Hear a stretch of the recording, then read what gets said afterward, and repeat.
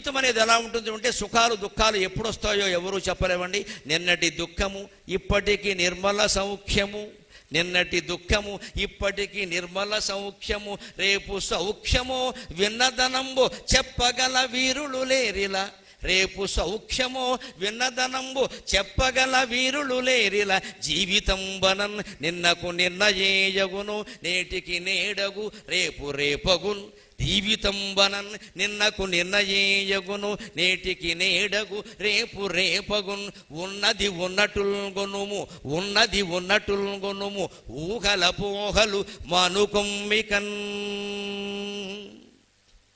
నిన్నటి దుఃఖం ఇవాళకి సుఖం మనకి తెలుస్తుందండి ఖచ్చితంగా.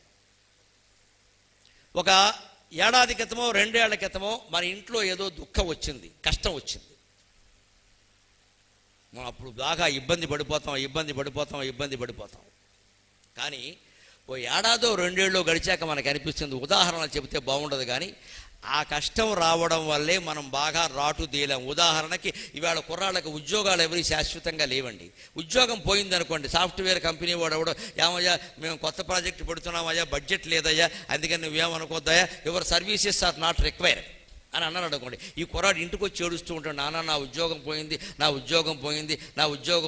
వీడికి ఎవడో మేనమామో మేనత్త కొడుకో ఉంటాడు, వాడికి వీడు బాగుండడం ఇష్టం లేదు. వాడు వచ్చి అంటాడు వెంటనే, మీ నాన్న కూడా ఇంతేరా, మీ ఇంట్లో అందరూ ఇంతేరా, ఏమిటో మీ జాతకం రా బాబు, ఇది రచ్చగొట్టేస్తాడు మొత్తం. అక్కడ మొత్తం ఊళ్ళో వాళ్ళందరికీ ఉద్యోగాలు పోయినట్టే.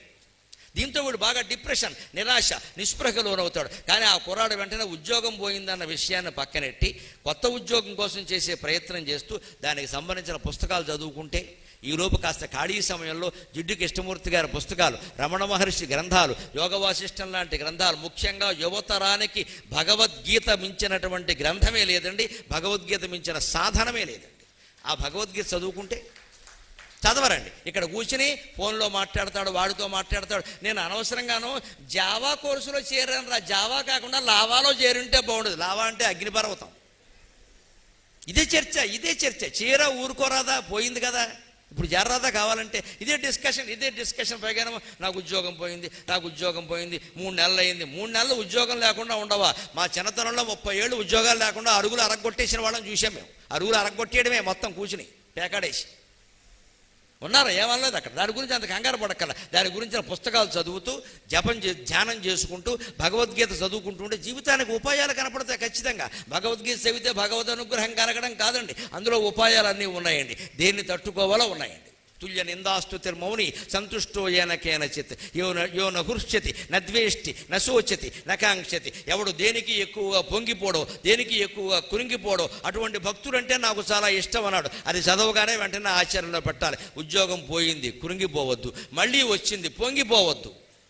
మనం కాస్త కృంగిపోవడం మొదలెట్టామంటే బంధువులో మిత్రులో ఎవరో వస్తారు, వాళ్ళు కొంతమందికి మనం బాగుండడం ఇష్టం ఉండదు. నీ జాతకం ఇంతేరా, నువ్వు తుఫాను వచ్చినప్పుడు పుట్టావురా, నేను చెప్పాను మీ నాన్నకి, అప్పుడు ఈయన చెప్పిన మాట నిజమైందని ఈయనకి ఆనందమే తప్ప వాడు ఉద్యోగం పోయిందనే దుఃఖం లేదండి ఈ పెద్ద మనిషికి. బంధువుల్లో ఇటువంటి రాక్షసులు చాలామంది ఉంటారు.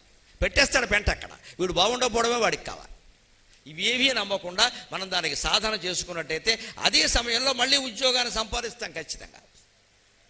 అందుకని చెబుతున్నాను, నిన్నటి దుఃఖం ఇవాళకి కోసం. ఎందుకంటే ఈ ఉద్యోగం లేనివాడు 1 ఏడాది గట్టిగా ప్రయత్నం చేస్తే మంచి కంపెనీలో ఉద్యోగం వచ్చిందని కూడా అప్పుడు అనిపిస్తుందంటే అది పోబట్టే కదా ఈ ప్రయత్నం చేశాం, ఈ ప్రయత్నం చేయబట్టే కదా ఇది వచ్చింది, అందులో 50,000గా, ఇందులో 1,00,000 కదా, అందులో నేను ఊరికే మామూలు గుమాస్తాని, ఇందులో టీము లీడర్ని, రేపొద్దున మేనేజర్ అవుతా, అసలు ఆ ఉద్యోగం పోకపోయి ఉంటే ఈ ప్రయత్నం చేసేవాడిని కదా అనుకుంటాడు. అంటే నిన్నటి దుఃఖం ఇప్పటికి సుఖమైందా లేదా? ఖచ్చితంగా. అది పోకపోతే చేస్తామండి. నాకు 92లో ఎక్కడో ప్రభుత్వ ఉద్యోగం, ఒక విశ్వవిద్యాలయంలో రావలసిన ఉద్యోగం, ఇంటర్వ్యూకి వెళ్ళాక మీకు వచ్చేలా ఉంది అని మిత్రులు తెలియపరిచినా కూడా, తర్వాత నాకు కార్డు వచ్చినా కూడా, తర్వాత రిజర్వేషన్ రోస్టర్లో తేడా వచ్చిందని మొత్తం 270 మంది ఉద్యోగాలు రద్దు చేశాడు. అందులో నేను కూడా ఒకండి.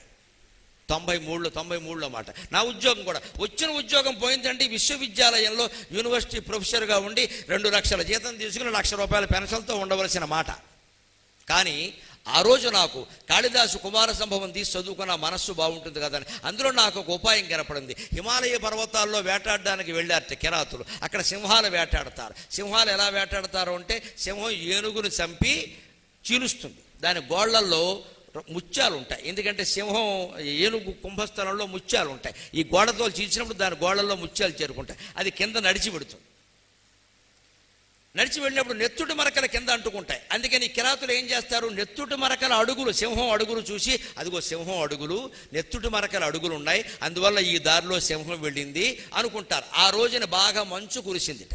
కాళిదాసు చెబుతాడు, పదం తుషారశ్రుతధౌత రక్తం యస్మిన్ అదృష్ట్వాపి హతద్విపానాం రకం విదంతి మార్గం నకరంధ్రముక్తైః ముక్తాఫలైః కేసరినాం కిరాతాః అని కుమార సంభవం ప్రథమ సర్గలో హిమాలయ వర్ణనలో చెబుతాడు. అందుకని వాళ్ళు ఏం చేశారంటే నెత్తుడి మరకల మార్గం ఉంది, అక్కడ అడుగులు కనపడతాయి, కానీ మంచు బాగా కురియడం వల్ల ఆ మరకలు చెరిగిపోయాయి. వెంటనే ఒకడన్నట్ట, రంగా దిక్కుమాలిన కొండరా, సింహాలు ఇక్కడే ఉంటాయి, మంచు ఇక్కడే ఉంటుంది, సింహాలను వేటాడదామని వచ్చాం, అడుగు జాడలు చెరిగిపోయి మంచు కారణంగా ఎక్కువ మంచు కురిసిందిరా, ఏం చేయాలో తెలియట్లేదు. మా ఆవిడకేమో సింహాన్ని చంపి సింహం గోరు పట్టుకొస్తా, పులిగోరు పట్టుకొస్తా అని చెప్పా, ఇంటికెడితే అది ఆక్షేపిస్తుందిరా అన్నట్ట.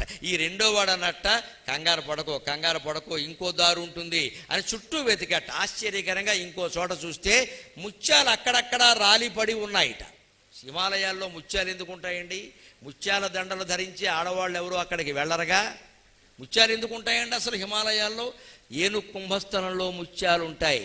అది దాని కుంభస్థలాన్ని చీల్చినప్పుడు నెత్తురుతో పాటుగా ముత్యాలు కూడా గోళ్లల్లో ఇరుక్కుంటాయి. ఎందుకు ఇరుక్కుంటాయి? సింహం గోళ్ళు ఎలా ఉంటాయి? వంకర టింకరగా ఉంటాయి. ఎందుకని? దానికి ఇంతవరకు నెయిల్ కటింగ్ తెలియదు, దాని నెయిల్ కటింగ్ చేసే మొగాడు ఇంకా పుట్ల. అందుకని నెయిల్ కటింగ్ గోళ్ళు కత్తిరించుకోవడం లేకపోవడం వల్ల వంకర టింకరగా ఉండడం వల్ల ముత్యాలు అందులో ఇరుక్కున్నాయి. ఆ ఇరుక్కున్న గోళ్లతో నేల మీద నడిచింది.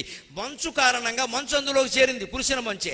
ఆ మంచు కారణంగా ముత్యాలు బయట జారిపడ్డాయి. అంటే ఏ మంచు కారణంగా నెత్తుటి మరకలు చెరిగిపోయాయో ఆ మంచు కారణంగానే ముత్యాలు కూడా జారిపడ్డాయి. అందుకని ఏ ఉద్యోగం పోయిందని మనం బాధపడుతున్నామో ఆ పోయిన కారణంగానే మనం గొప్ప ఉద్యోగాన్ని సంపాదించగలుగుతాం ఖచ్చితంగా. అది వెంటనే వాడు అన్నట్ట, ముత్యాల మార్గం ఉందిరా ఇక్కడ, నెత్తుటి మరకల మనకెందుకు రారట అంటే, చెరిగిపోయింది నెత్తుటి మరకల మార్గం, నీకోసం తెరిచి ఉన్నది ముత్యాల మార్గం మిత్రమా. అది కాళిదాసు కుమార సంభవం. సంస్కృత కావ్యాలు ఎంత గొప్పవండి, మన కవులు ఎంత గొప్పవారని ఆశ్చర్యం. అమ్మ ఇంకో మాట సరదాగా చెబుతా, నా వ్యాఖ్యానం నాకు ఉంటుంది కదా, నాకు చమత్కారం అలవాటు. నెత్తుటి మరకల మార్గంలో వెడితే సింహం దొరుకుతుందో లేదో చెప్పలేము, సింహానికి వీడే దొరకచ్చు. కానీ ముత్యాల మార్గంలో వెడితే సింహం దొరక్కపోయినా 4 ముత్యాలైనా దొరికితే పట్టుకెళ్ళి ఇస్తే ఆడవాడు సంతోషిస్తారు బ్రహ్మాండంగా. నా ముత్యాల మొగుడు, నా రత్నాల మొగుడు అంటారు. ఈ నెత్తుడి మరకల మొగుడు ఎవడికి కావాలి? ఇది పాజిటివ్ థింకింగ్, ఆశావాదం. ఇప్పుడు చెప్పండి, మన పురాణ సాహిత్యం కానీ, మన వేదాంతం కానీ, మన ఏదైనా గ్రంథాలు కానీ జీవితానికి ఎంతో ఉపయోగపడతాయి. రెండో దారి ఉంది. వివాహ బంధాలు విఫలమవుతున్నాయి, విద్యలో విఫలమవుతున్నారు, ఉద్యోగాల్లో విఫలమవుతున్న వాళ్ళందరికీ మీరు నా మాటగా ఈ మాట చెప్పండి ఖచ్చితంగా. రెండో దారి ఉంది, ముత్యాల దారి ఉంది, కంగారు పడకు, నీ జీవితం బాగుంటుంది అని ఆశావహ దృక్పథంతో ఆలోచించాలి. అందుకే నిన్నటి దుఃఖము ఇప్పటికి నిర్మల సౌఖ్యము, రేపు సౌఖ్యమో విన్నదనంబో చెప్పగల వీరులు లేరల. జీవితం వనన్ నిన్నకు నిన్నయేయగును, నేటికి నేడగు, రేపు రేపగును. జీవితాన్ని ఎప్పటికప్పుడు వర్తమానంగా తీసుకోవాలి. ఇందుకు మన భక్తి పురాణ కథలన్నీ ఎలా ఉపయోగపడతాయో తెలుసుగా, వర్తమానమే చూడాలి. భవిష్యత్తు గురించి ఆలోచించొద్దు, బాధపడద్దు, లేదా వర్తమానాన్ని తలుచుకొని గతాన్ని తలుచుకొని బాధపడద్దు. సినిమా పాటలో కూడా చెబుతారు, తలచినదే జరిగినదా దైవం ఎందులకు, జరిగినదే తలచితివా శాంతి లేదు నీకు అన్నాడు. అస్తమాను పాత విషయాలు తలుచుకుంటూ కూర్చోకూడదండి. అయిపోయింది, దాన్ని ఏం చేయలేవు నువ్వు. ఇంకా ఏడాది క్రితం ఏదో జరిగింది, అంతకుముందు ఏదో జరిగింది, ఏం జరిగినా అది అయిపోయింది. పాస్ట్ ఈజ్ పాస్ట్, వదిలేసే ఆ విషయాలు. అలాగే భవిష్యత్తు, రేపు ఏముంటుందో, 19 తర్వాత ఏమిటో, 20 తర్వాత ఏమిటో, నా జీవితం ఏమవుతుందో, అప్పుడు సాఫ్ట్వేర్ ఎలా ఉంటుందో, ఈ మాటలన్నీ వద్దు అసలు. ఆ వచ్చాక ఆలోచించుకుందాం ఆ విషయం. భవిష్యత్తు గురించిన చింత వద్దు, గతం గురించిన బాధ వద్దు. వర్తమానం ఇవాళ నా చేతుల్లో ఉంది, ఇవాళ ఏం చేయాలి అని వర్తమానం గురించి ఆలోచిస్తే జీవితం ఎప్పుడూ బాగుంటుంది. అందుకే ఇంగ్లీష్లో కూడా మీరు గమనించండి, పాస్ట్ టెన్స్ అంటారు, ఫ్యూచర్ అంటారు. వర్తమానాన్ని ఏమంటారండి? ప్రజెంట్ టెన్స్ అంటారు. ప్రజెంట్కి 2 అర్థాలు ఉన్నాయి. ప్రజెంట్ అంటే వర్తమానం ఒకటి, బహుమానం కూడా, గిఫ్ట్. ప్రజెంట్ అంటే ప్రజెంటేషన్, గిఫ్ట్ అంటే present is the presentation to us given by God. భగవంతుడు మనకిచ్చిన బహుమతి వర్తమాన కాలం. నడుస్తున్న కాలం, వర్తమానం మీద మనం దృష్టి పెట్టాలి. ఈ రోజు ఏమిటి, ఈ రోజు నేను ఏం చేశా, ఇవాళ ఏం చెప్పా, ఈ ఆలోచన చేసుకుంటే రేపేముంది, ఎల్లుండేముంది. ఇవాళ సునీల్ గారు ఇక్కడ ఘన సత్కారం చేశారనుకోండి, నేనేమనుకుంటామంటే ఇవాళ చేశారు కానీ రేపొద్దున ఎక్కడో మాట్లాడుతున్నా వాళ్ళు చేస్తారో చేయరు అంటే ఈ సత్కారం పోయింది. ఇక్కడ ఈ చేసింది ఏదో ఆనందించరాదా, రేపు చేసే గొడవ దేనికి అదే పడతాను. లేకపోతే ఇదివరకు ఏదో చేశారు గొప్పగా, అంత గొప్పగా చేస్తారో చేయరు. అసలు సత్కారాల మీద కాదు కదా ఉండాల్సింది, మన దృష్టి మాట్లాడాల మీద, సంస్కృత శ్లోకాల మీద ఉండాలి కానీ సత్కారాల మీద ఉంటే అలాగా. మనం చేస్తున్న పని మీద దృష్టి పెడితే ఎప్పుడూ ఆనందంగా ఉంటామండి ఖచ్చితంగా.